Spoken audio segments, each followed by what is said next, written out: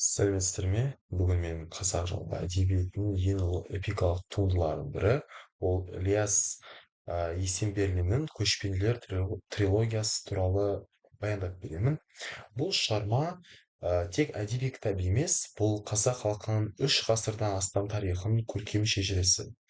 Елдік пен ерлік жолы және мемлекеттіліктің қалыптасуы мен бірлік пен азаттық үшін күрес тарихы.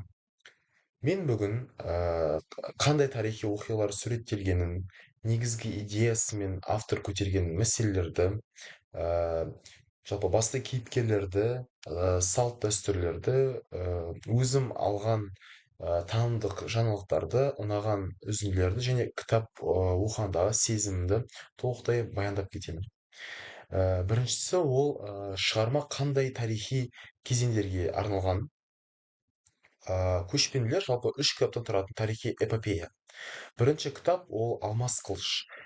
Тарихи кезеңдері ол тарихи кезеңдер ол 14 пен 15 ғасыр аралығында болған. Ақ Орда Әбілқайыр хандығы туралы, Керей мен Жәнібек хандардың Әбілқайырына бөлініп, қазақ хандығының құрылуы туралы. Оның негізгі оқиғалары ол Шыңғыс әулеті арасындағы тақталасы, дешті қыпшақтағы билік дағдарысы және керей мен жәнібектің жалпы бастаған жұрттың еркіндік іздеп көшіп кетуі. Бұдан қоса қазақ хандығының алғашқы жалпы негізін қалау туралы мәліметтер. Екінші кітап ол Жанталас. Бұл кітаптың тарихи кезеңі ол 15 пен 17 ғасырлар аралығында болған. Қасым хан, Қақназар, Тәуекел, Есім, Тәуке сияқты әйгілі хандар кезеңі болған. Қазақ хандығының жалпы күшеюі, сыртқы жаулармен күрес туралы көп мәліметтер жазылған. Үлкен оқиғаларға айта кетсем, ол Қасым хан тұсындағы ең қуатты мемлекет кезеңі, қазақ жоңғар соғыстарының басталуы, жалпы жеті жарғы, Есім хан дегендей көптеген заңдар жинағы күшейген, көбейген және осындай заңдардың жасалуы туралы айта кетіледі. Үшінші кітап ол Қаһар. Қаһар кітабында тарихи кезеңдер ол 18 ғасырдың бірінші жартысы, яғни жоңғар шапқыншылығы туралы айтыла кетеді. Бұл кезеңде Ақтабан шұбырынды кезеңі және Абылай хан дәуірі туралы көп айта кетіледі. Негізі оқиғалар ол халықтың ауыр босқындыққа ұшырауы, Бөгенбай, Қабанбай, Наурызбай деген әйгілі батырлар туралы көптеген мағлұматтар айтыла кетеледі және олардың жорықтары туралы. Абылай ханның жүргізген саясаты туралы айтыла кетеді. Қалай мемлекетті күшейткен, әлеуметтік жағдайды күшейткені туралы айта кетіледі. Қазақ елінің қайта бірігуі туралы айтыла кетеді. Қорытындылай келе, трилогия шамамен 300 жылдық тарихты қамтиды. Шығарманың негізгі идеясы, жалпы осы бүкіл көшпенділердің негізгі идеясы ол және автордың көтерген мәселелері ол, айта кететін болсақ, қазақ халқының еркіндікке, тәуелсіздікке, өзінің біртұтас мемлекет құруға деген жалпы ғасырлық арманын көрсетеді және ол арманның қалай жүзеге аса кеткенін. Елдіктің жалпы басты шарты ол бірлік және бөлінудің салдары ол қасірет екенін көрсетеді. Халықтың рухы, тілі, діні, салты ешқашан жойылмағанын дәлелдейді. Одан кете біз енді маңызды мәселелерді айта кетсек, мемлекеттіліктің жалпы құндылығы, хандықтың құруы өте оңай емес екенін, көптеген жауларының болғанын, көптеген қиындықтар тудырғаны туралы айтыла кетеді. Оны бірақ сақтап қалу одан да қиын екенін көрсетеді. Екіншісі бірлік пен алауыздылық, руға бөліну елді әлсірететіні және бірлік бүкіл әр мемлекеттің өзінің кіші екені көрсетіледі. Жер тұтастығы, жалпы қазақтың негізгі байлығы ол жер екенін айнақты көрсетіп кетеді. Яғни біздің кен байтақ жерімізді қорғауымыз туралы, қорғауымыздың ол біздің жалпы ұрпақтың борышы екені айтыла кетеді. Ә, ұлттық рух пен мәдениет туралы айтыла кетеді. Яғни біздің тілімізді, дәстүріміздің сақталуы туралы, егер ол сақталмаса да елде сақталмайтын туралы айтыла кетеді. Хан мен халықтың қарым-қатынасы, яғни әділ басшы ұлттың жалпы тағдырын өзгертеді. Яғни біз әр мемлекет өзінің ханын, басшысын өте тиянақты таңдауы керек екені туралы айтыла кетеді. Шығармадағы басты кейіпкерлер керей мен яғни керей мен жәнібек туралы айтыла кетеді. Ол бірінші кітапта. Олар тәуелсіздікті аңсаған ержүрек хандар, яғни бүкіл қазақ хандығының басын бастаған адамдар, қазақ хандығының негізін қалаушылар, қалай ол әбілқайыр ханнан ажырап Монғолия халқының жер сұрап сол жерде қоныстанғаны туралы. Екінші кітапта Қасым хан туралы, яғни данышпан, әділ дипломат хан екенін, жалпы қазақ елінің, қазақ халқы жақсы етіп өсе келгені туралы айта келеді. Қасым ханның қасқа жолын жасаған, яғни заңдардың басын бастап берген хан болған. Қазақтың ең күшті мемлекетке айналдырған тұлға. Өйткені Қасым ханнан кейін қазақ елі әсіресе жақсы дамып кеткені туралы көрсетеді. Қасым ханнан кейін екінші кітапта Есім хан және Тәуке хан туралы айтылады. Бұл екі хан жалпы елдің бірліктігін сақтап қалады. Заң жүйесін одан сайын қалыптастырды. Жеті жарғын авторлары. Одан кейін үшінші кітапта Абылай хан туралы айтылады. Яғни Абылай хан қаншалықты батылдығы көп екені айтылады. Саясаткер екенін, стратегия екенін, жоңғарлармен күресте халықты біріктірген ұлы тұлға. Жалпы бүкіл қазақ еліндегі халықтарды біріктіріп, бір ортақ жауға өз көңілін бөлген адам.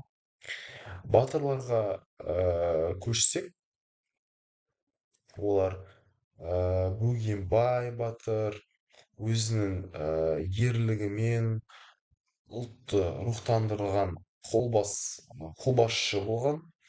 Қабанбай батырымыз бар. Оны халық дарабоз деп атай кеткен. Жүздеген шайқастың қаһарманы. Көп Қабанбай туралы ақпараттар айтылған. Оның батылдығы, жаудан қорықпауы, ешқашан артқа шегінбей елді жерді қорғаған батыр деп айта кетеді.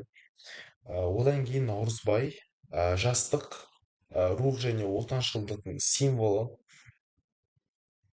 Осы батырларымыздың біздің қазақ елінің жерінің қорғағаны, батылдылығы туралы көп айта кетеді. Қосымша образдар, олар Есенберлин жалпы қарапайым халықтың тұрмысын, көшпенділердің өмір салтын жалпы ашу үшін шебер эпизодтар жасайды. Жауынгерлер, билер, ақсақалдар, шешендер, хандардың жалпы кеңесшілері және тағы басқа көптеген образдар болды. То есть бұл кітапта.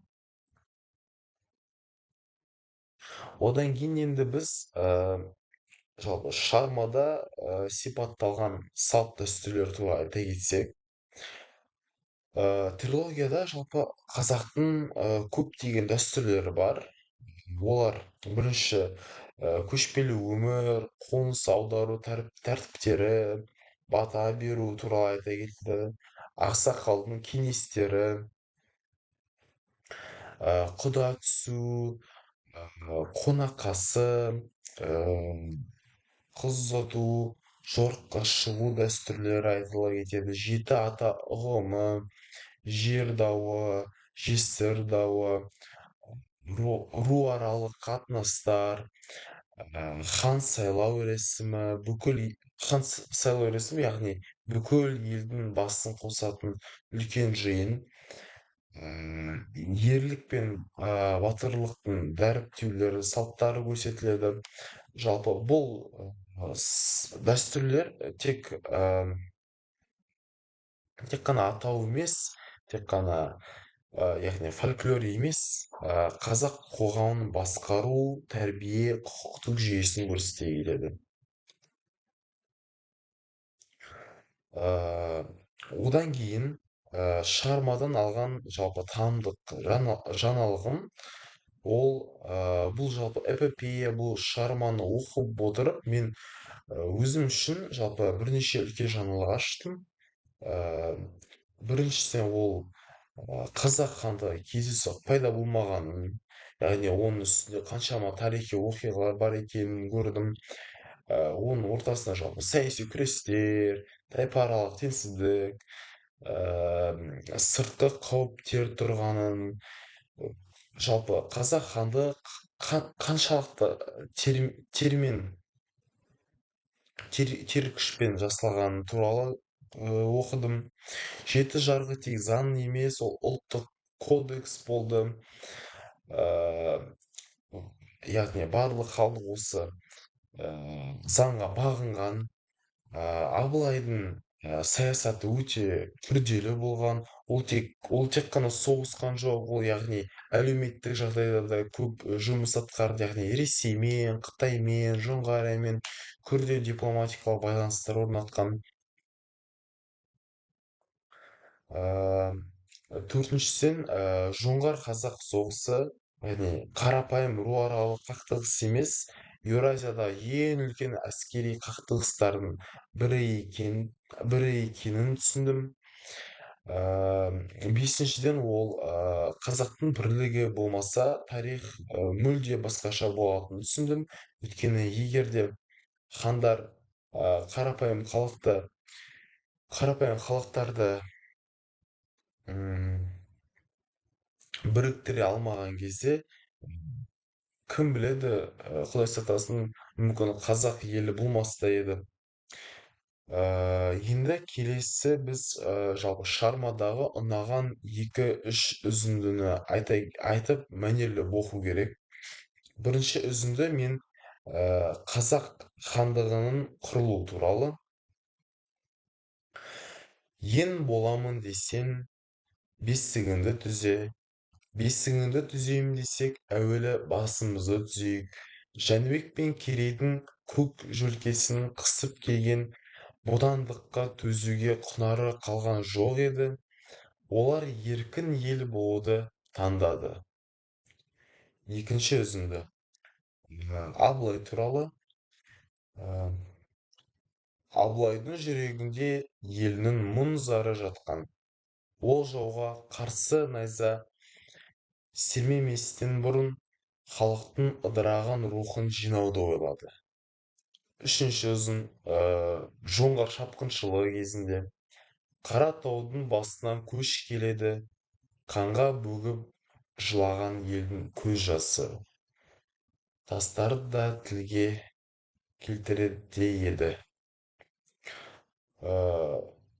Бұл үзіндіден жалпы тарихи трагедия туралы, еркіндік туралы деген ынталық сөздер мені үлкен сезімге келтірді. Келесі кітапты оқығанда қандай сезімде болдым? Әрине мен бірде мақтаныш сезімді оянды, яғни ата бабамыздың ерлігіне таң қалдым. Өйткені өте үлкен күшпен, термен мұндай біздің қазақ елімізді сақтап қалды. бірде өкініш те сезіндім. Өйткені алауыздық пен сатқындық кездер оқиғада аз болмады. Осындай көптеген біздің қазақ тарихымызда ис- көптеген қиындықтар болғанын көрдім. Ақтабан шұбырынды эпизодтарын оқығанда жүрегім ауырды. Біздің қазақ еліміз қаншалықты қиналғанын көрдім.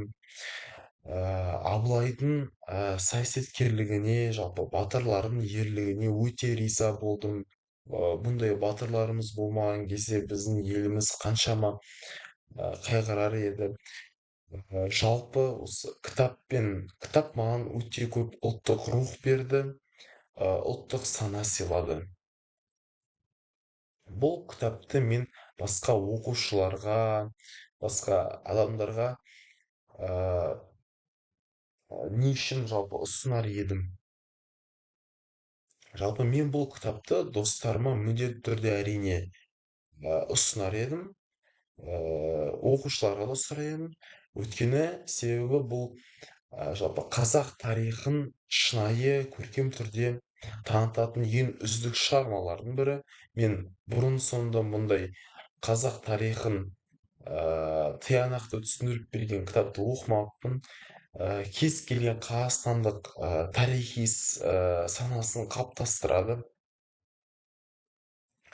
Ә, Өткенін білмеген жалпы менің ойымша болашағын да болжамайды. Яғни қазақ тарихын әр қазақ білуі тиіс. Бұл кітап жалпы ерлікке, бірлікке, отаншылдыққа тәрбиелейді. Өйткені кітапта тиянақты көрсетілген қазақ халқы егер де бірікпеген кезде өте көп қиналатынын, сөз өнердің керемет үлгісі, көптеген жаңа сөздер, көптеген жаңа сөздерді көрдім, оқыдым, түсіндім.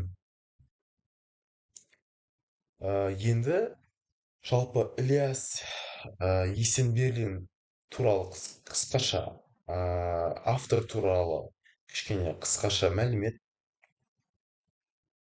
Жалпы Ілияс Есенберлин ол 1915 жылы туылған, 1983 жылы қайтыс болды. Қазақтың жалпы ең өнімді тарихи романистердің бірі. Жалпы Ілияс Есенберлин өзінің өмірінде 18 роман және 100-ден астам әңгіме, киносценарийлардың авторы болған.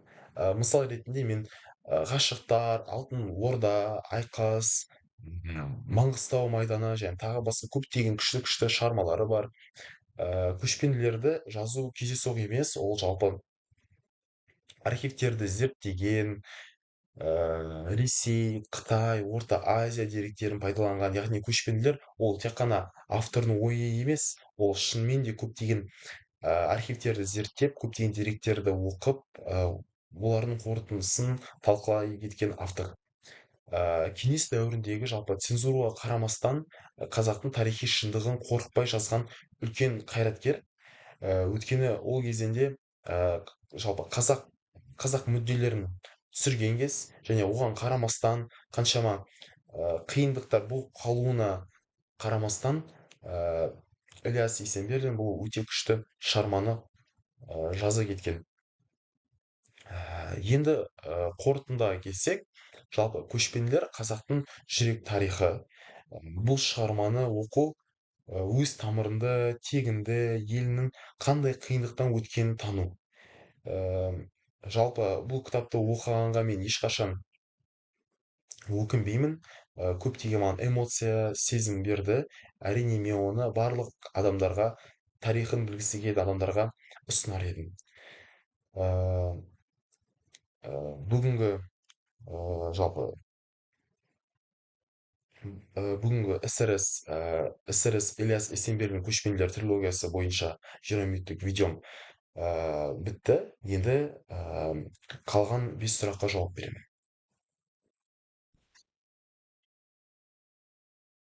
Тағы да саламатсыздар ма? Бүгін мен қазақ әдебиетінің 20 ғасырда дамуы, әсіресе 1920 мен 60 жылдары әдебиет, 1960 90 жылдары шығармалық өрлеу, тарихи тақырыптағы туындылардың тарихи саны қалыптастырудағы рөлі және Қазақстан халық жазушылары туралы әңгімелеп беремін. Бұл тақырып Қазақстан тарихын, ұлттық дүниетанымды және рухани мұрамызды терең түсінуге мүмкіндік береді. Бірінші сұрақ ол 1920 және 1960 жылдар аралығында қазақ әдебиеті мен социалистік реализм.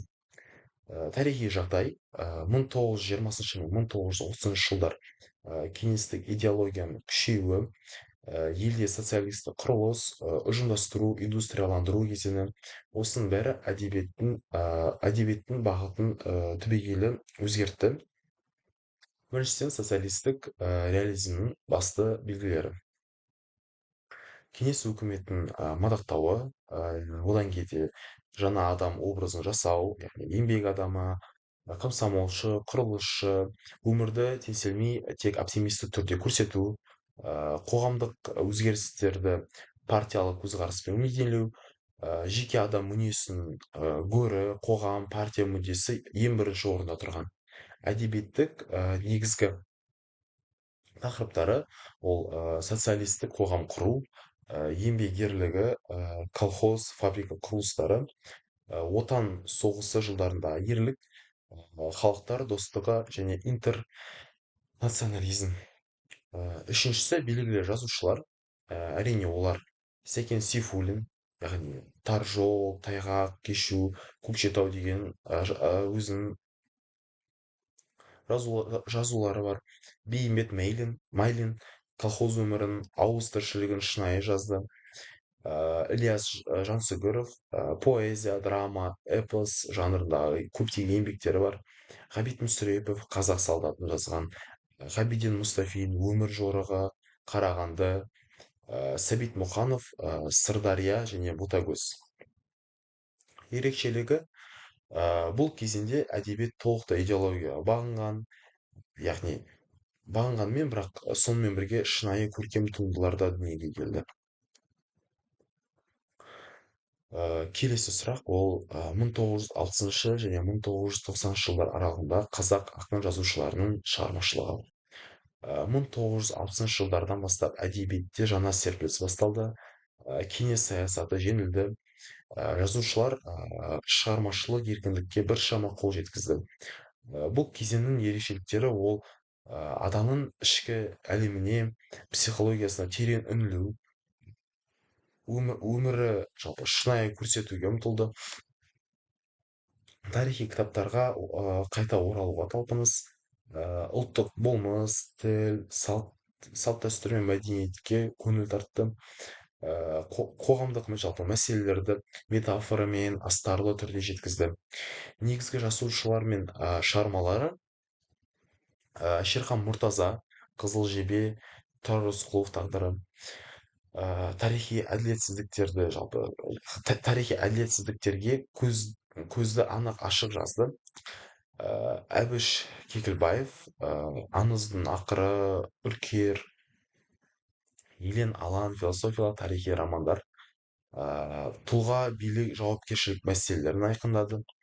Оралхан Бөкей, Қар қызы, атанған ай деген шығармалар жазып, жалпы табиғат, адам рухын, жалғыздығы, адам мен қоғам қарым-қатынасы туралы айта кетілді. Қадыр Мырза Әли, Мұқағали Мақатаев, Фариза Оңғарсынова қазақ лирикасының жаңа белесі. Бұл олардың жазуларында махаббат, туған жер, адам тағдыры, уақыт туралы жырлар болған. Әрине, Ілияс Есенберлин көшпенділер трилогиясын жазды. Қазақ тарихын жаңаша көзқараспен суреттеген алғашқы жазушы болған. Бұл жалпы кезеңнің басты ерекшелігі ол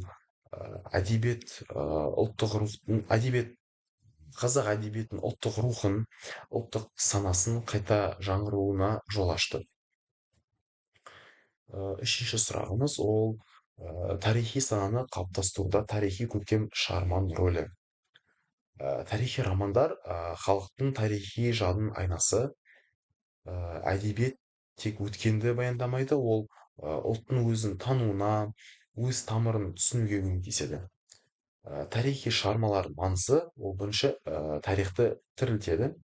Сандар мен даталар емес, тірі адамдардың тағдыры туралы жариялап, тарих оқушыға әсер етеді.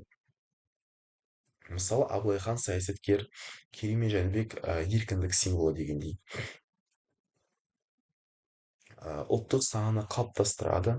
Тарихи романдар арқылы жас ұрпақты өз халқының кім екенін, қандай жолдан өткенін ұғынады, өз тарихын білуді ұғындырады. Одан кетсек, бірлік, ерлік, отансүйгіштік идеяларын береді. Жоңғар шапқыншылығындағы жалпы халық бірлігі немесе батырлардың ерлігі қазіргі ұрпаққа үлгі болып келеді. Одан кетсек, бұрын тыйым салынған шындықтарды ашуға мүмкіндік берілді. Яғни Есенберлиннің көшпенділер шығармасы кеңес дәуірінде жазылғаннан қарамастан ұлттық тарихты шынайы көрсетті. Ә, Енді соңғысы тарих пен адам психологиясына байланыстырады. Оқырман тарихи оқиғаны сырттай емес, ішке еніп, эмоционалды түрде сезінеді. Сондықтан тарихи көркем шығармалар ұлттық рухани қауіпсіздіктің маңызды бөлігі болған. Төртінші сұрағымыз ол Қазақстанның халық жазушылары. Ә, Халық жазушылары ол қазақ әдебиетіне ерекше еңбегі сіңген қаламгерлерге берілген жоғарғы атақ. Бұл бұндай халық жазушысы деген ә, атақ ешкім екінің біріне беріле бермейді. Бұл шынымен де өте күшті және сыйлы тұлғаларға беріледі. Ең танымал халық жазушылары және олардың әдебиетке қосқан үлесі туралы айта кетейін. Ең бірінші, әрине, ғабит мүсірепов, ұлпан, қазақ солдаты, ана туралы новеллалар. Жалпы ғабит мүсіреповтің жазуларын қарап, ана тақырыбының үлкен шебері және ұлттық прозаның классигі. Екінші, ғабит мұстафин, қарағанды, миллионер деген жазулары болған. Бұлардың осы адамның шығармаларына қарап, еңбек адамын өндірісті суреттеудің шебері. Үшіншісі, сәбит мұқанов, ботагөз, сырдария деген шығармалары бар. Бұл шығармалардан жалпы қазақ қоғамының әлеуметтік өзгерістерін бейнелегені туралы көре аламыз. Кеңестік дәуір әдебиетінің ірі тұлғасы болған. Мұқағали Мақатаев, қазақ поэзиясының шыны. Фаризаға, аққулар ұйықтағанда, соғады жүрек деген керемет шығармалары бар. Мұқағали Мұқатаев жалпы халықтың жүрегіне жол тапқан ақындардың бірі. Бесіншісі ол Фариза Оңғарсынова. Махаббат, туған жер, әйел заттың тағдыры, азаматтық лирика деген көптеген шығармалары бар. Фариза Оңғарсынова ер мінезді поэзиясының символы болған. Алтыншысы Әбіш Кекілбаев, аңыздың ақыры, үркер деген шығармалары бар. Қазақ прозасының интеллектуалды деңгейін көтерген тұлға. Жетіншісі, Шерхан Мұртаза туралы айта кетсек, Қызыл жебе деген күшті жазуы бар. Бұл жазуында тарихи әділеттілікті, тұлға ерлігі туралы шыншыл жазушы екенін көре аламыз. Әрине, Ілияс Есенберлин, көшпенділер деген керемет жазуы бар. Бұл кітап үшке бөлінген. Қазақтың тарихи роман жанрын жаңа деңгейге жеткізген адам. Жалпы қазақ халқының тарихы туралы өте тиянақты ашық жазған жазушы. Келесі Оралхан Бөкей, Қар қызы, Атау керей деген жазулары бар. Табиғат, адам рухы, философиялық прозаның шебері. Және енді соңғысын айта кетсек, Әзілхан Нұршайықов, Махаббат, қызық мол жылдар деген жалпы махаббат туралы көптеген жазулары бар. Адамгершілдік, махаббат тақырыптарын көрнекті жалпы жазушы өкілі. Енді қорытындылай келсек, жалпы 20 ғасырда қазақ әдебиеті ұлттық рухани дүниесінің үлкен кезеңі. 1920-60 жылдары әдебиет социалистік идеология аясында дамыса, 1960 пен 1990 жылдары ұлттық ой-сананың қайта жаңғыруына жол ашты. Тарихи романдар қазақ халқының тарихи санасын қалыптастыратын, яғни маңызды құрал. Тарихи романдар біздің қазіргі қазақ халқының қауымының көзін ашатын романдардың бірі. Ал халық жазушылары әдебиетіміздің алтын қоры. Яғни қорытындылай келсек, жалпы бүгінгі жалпы мен айта кетсем, бұл тақырыптарды білу, ол біздің қазақ мәдениетін терең түсінуін, жалпы терең түсінуге негізгі бөлімі болып келеді. Назарларыңызға рахмет, сау болыңыздар.